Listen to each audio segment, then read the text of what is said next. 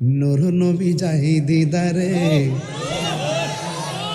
নিলেন খোদা তাআলা, সেই খুশিতে পড় সবাই দুরূদ সাল্লে আলা, সেই খুশিতে পড় সবাই দুরূদ সাল্লে আলা।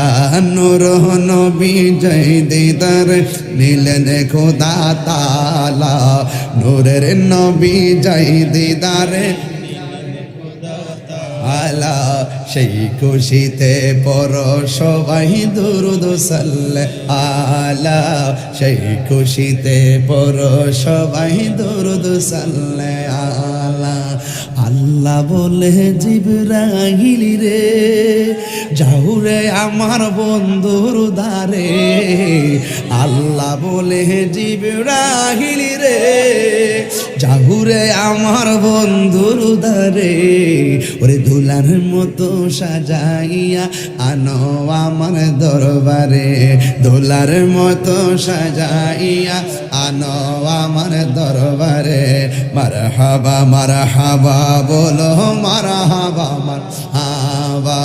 জিবরাইলে হুকুম পায়া মক্কায় আসে দাওয়াতে নয়া, জিবরাইলে হুকুম পায়া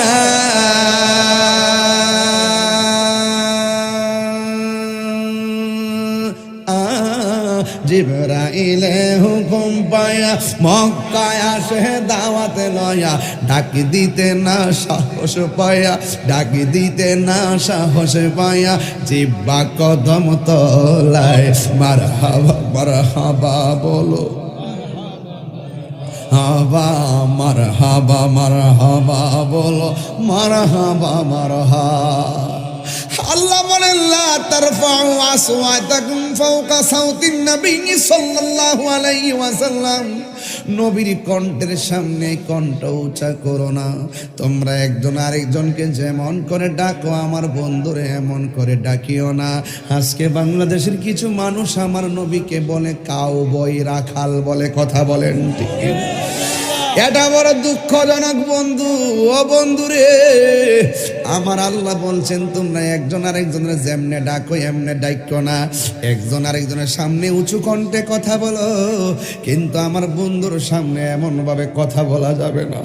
কেন কেন কয় কথা বললে সব আমল বরবাদ হয়ে যাবে, ঠিক কিনা?